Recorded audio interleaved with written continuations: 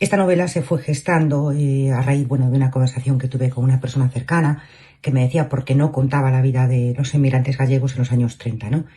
Todo lo que supuso esa migración, porque además la emigración es un tema que está muy candente, yo creo que a nivel general en Europa, con todos los problemas de guerras que hay y la emigración emergente, de Latinoamérica hacia España por las condiciones que en algunos sitios se dan.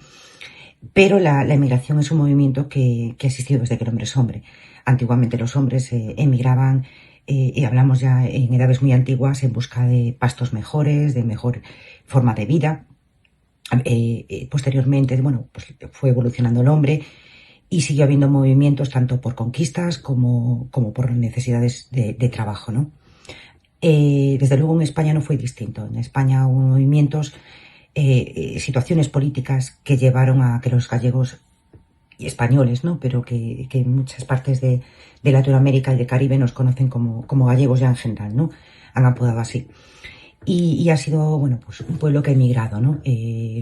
Durante muchísimas décadas, mientras fue, condiciones que se dieron difíciles durante la República, luego la Guerra Civil, y encontraron su forma de hacer fortuna, de crecer en países tanto del Caribe como de Latinoamérica en un inicio y posteriormente hacia otras zonas de Europa, ¿no? Como podía ser Suiza, Bélgica, Alemania, buscando oportunidades. Entonces, un poquito era darle voz y visibilidad a este movimiento migratorio que no debería de preocuparnos porque, como digo, insisto, se ha dado siempre. Y pues lo ambienté en Cuba un poquito en honor a mi familia política. Y me apetecía contar la historia de migrantes gallegos en Cuba porque es una historia que se repitió muchísimo, ¿no? Y muchísimos fueron a buscar oportunidades allí. Así que, el ambiente en Cuba, ese desarrollo desde los años 30 hasta, podríamos decir que va hasta, ya bien avanzado hasta casi la época actual, pero haciendo hincapié en esta parte de los 30 a los 50, hasta que a finales de los 50, en el 59, se produjo la revolución y el cambio de sistema, ¿no? Político en Cuba. Y ahí, pues muchos retornaron, otros decidieron quedarse y según, pues las decisiones de uno u otro les marcaron, ¿no? Les marcaron en cualquier caso. Y así nació un poco la idea, ¿no? Para ello me pude entrevistar con gente de la isla que había vivido el momento y el lugar, y eso desde luego es un testimonio de lujo y muchísima ambientación. ¿Cuánto tiempo me llevó escribirla? Pues fue un proceso que me llevó un año. Los primeros meses fueron básicamente de documentación. Llegué a leer muchísimos documentos de la época, sobre todo, en un inicio, ellos van en un barco, emigran en un barco, y encontré un documento del Estado español, que hablaba sobre las figuras de los agentes de a bordo, ¿no? De los inspectores de a bordo. Había tres tipos de inspectores. Uno eran los de tierra, los de ese momento que iban a salir en el país de origen, en España, otros eran durante el trayecto y otros eran a la llegada a sus destinos, ¿no? Y la República lo legisló buscando, pues que llegaran en buenas condiciones, porque, había mortandad durante ese proceso migratorio, las condiciones no siempre eran las idóneas ni dignas, sobre todo porque la mayoría de ellos tenían que pagar pasajes de tercera, o sea, no tenían condiciones económicas para hacerlo en primera, desde luego. En cuanto a la documentación, yo trabajo siempre mucho con escaleta, trato de dibujar una línea cronológica de tiempo para tener muy presente siempre las fechas y no cometer ningún tipo de incoherencia. Y después, aparte de tenerla en papeles, guardo carpetas en el ordenador, imprimo mucho, porque es verdad que me gusta subrayar los distintos documentos con los que trabajo. Entonces, en este caso, con la documentación que os contaba, ¿no? Que encontré, eran 450 hojas en PDF. Y me ayudó muchísimo para para hacer el personaje de Armando, ¿no? Un personaje que tendrá mucho peso a lo largo de la novela. En cuanto a cómo guardo toda mi documentación, bueno, pues os voy a enseñar la escaleta de la actual un poquito para que veáis cómo trabajo, porque la de esta, cuando termino una novela, guardo la documentación de la otra y también cómo lo guardo en carpetas. Bueno, en cuanto a las carpetas que yo me suelo hacer, aquí tenemos varias en las que podemos ver, bueno, pues textos, fotos, ¿no? Fotos que me inspiran de todo tipo, que me las voy guardando. También fotos de la época, ¿vale? Que me van inspirando para visualizar imágenes, edificios, la situación. Y luego tengo muchísimo documentación aquí, en la que podemos ir viendo, pues tengo documentación de todo lo importante, notas de investigación, siempre las uso. En ellos, bueno, pues pongo todo un poquito los comienzos, lo voy desarrollando, así como links de información que me va a ser de utilidad. Y todo aquello, bueno, pues que aparte encuentre en papel. Por otro lado, lo que suelo hacer a menudo es trabajar con este tipo de escaletas. Lo que hago es ponerme en mi corcho, bueno, pues documentación principal, características de todos los personajes, la línea cronológica de los hechos. Además, otro soporte que tengo para poder investigar es todo lo audiovisual. A través de la música de la época podemos conocer mucho de la cultura, bueno, los ritmos, todo lo que podemos oír y toda la evolución. Y a través de películas, series del momento podemos también llegar a conocer muchísimo más. Hoy en día, además, en YouTube podemos encontrar muchísimos vídeos ya de principios del siglo pasado, en donde podemos ver, bueno, pues cómo eran las calles, cómo si había más o menos tráfico, cómo vestía la población en esa época. Y yo creo que todo esto es maravilloso para poder apoyarnos y tener una imagen en nuestra retina que nos ayude a plasmar toda la parte de ambientación, ¿no? Que a mí me parece importante. Yo sé que hay lectores que les gusta mucho que la ambientación sea, o la parte descriptiva, mucho menor, les gusta mucho más que la trama sea rápida, pero en mi caso a mí me gusta recrear los sitios donde llevo a mis protagonistas y que de alguna forma se puedan visualizar esas escenas.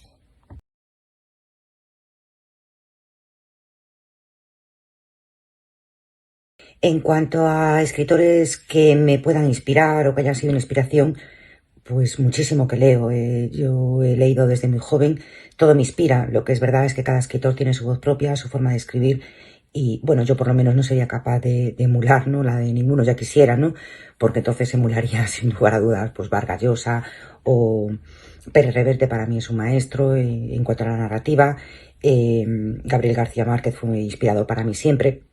Muchísimos autores, ¿no? Unos de una forma, otros de otra, pero que me resultan completamente admirables. Ya quisiera, ¿no? Poder emularlos al sentido de hacer las maravillas que han hecho. Pero yo creo que al final todo lo que leemos se queda en nuestra retina, sobre todo hay libros que nos marcan y son una influencia, o son por lo menos a lo que quisiéramos llegar.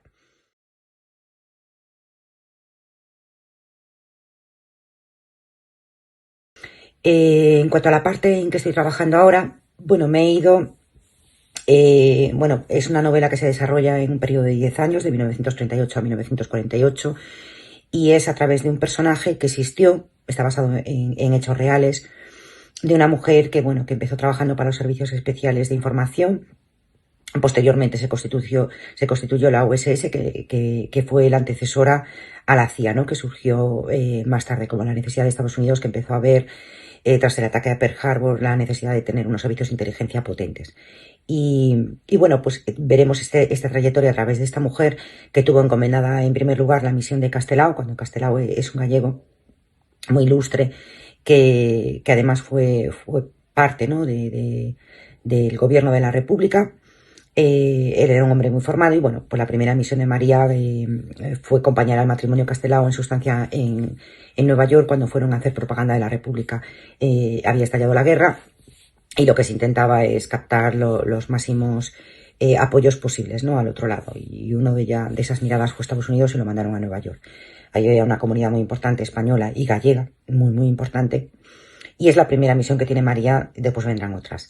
Y lo que estoy intentando hacer es darle vida a la figura de esta mujer que es tan enigmática, sobre todo porque la documentación sobre ella todavía no ha sido desclasificada por la CIA. Y sí que he encontrado muchísimos libros interesantes, pero hay partes muchísimas que tengo que ficcionar por la falta de información que hay concreta sobre ella.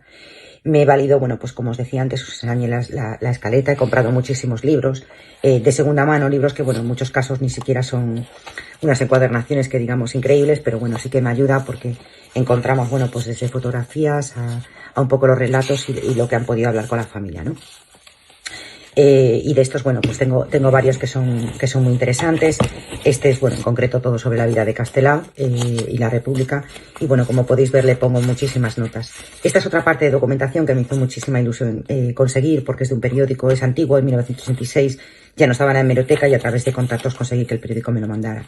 Pero bueno, como podéis ver, pongo muchísimas notas, subrayados y todo lo necesario. Y en este proyecto me encuentro sumergida. Y dándole forma para que coja el camino y espero que el próximo año en verano, sobre junio más o menos, pueda ver la luz y espero que guste, ¿no? Como ha pasado con las anteriores y sobre todo con la isla congelada, ¿no? Que tan buena acogida ha tenido.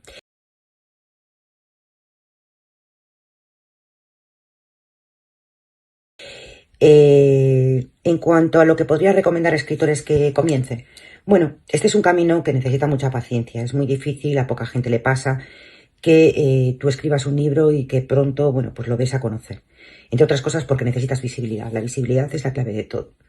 Si tú publicas un libro pero nadie te conoce, es muy difícil que llegues a los lectores. La única forma, el único camino es visibilidad y para ello tenemos hoy en día a disposición a las redes. Si trabajas en editorial, quizás lo publiques con editorial, ahí puedas estar un poquito más limitado, pero Amazon no. Si lo haces en Amazon y decides autopublicarte, bueno, pues ellos tienen su publicidad de ADS que puedes contratar y puedes establecer el presupuesto diario que se ajuste al que tú puedas manejar y le irá dando poco a poco visibilidad, pero nada es un camino corto. Lo que me gustaría es que, bueno, que todo el mundo entendiera que hay muy poquitos casos, ¿no? Quizás Juan Gómez Jurado, que ni siquiera había publicado el libro, lo había mandado y al momento se lo contrataron y llegó a ser el éxito que es, ¿no? O María Dueñas con su primer libro, pero bueno, de todas formas tuvo 2 años guardado en un cajón, o sea, tampoco fue tan rápido. Pero sí que es verdad que una vez publicado con Planeta, alcanzó unos niveles de popularidad bastante acelerados a lo que suelen ser los procesos normales. Pero tampoco creamos que vamos a publicar un libro y lo vamos a ver ya, bueno, pues volando en pocos meses, ¿no? En mi caso, bueno, pues estamos hablando de ya de 4, camino de 5 años, ¿no? Trabajando en la autopublicación y en primer inicio publiqué con editorial. No me convenció y me pasé la autopublicación y soy convencida de este sistema, pero no podría decir a nadie que pueda obviar todos los caminos que le lleven a dar a conocer.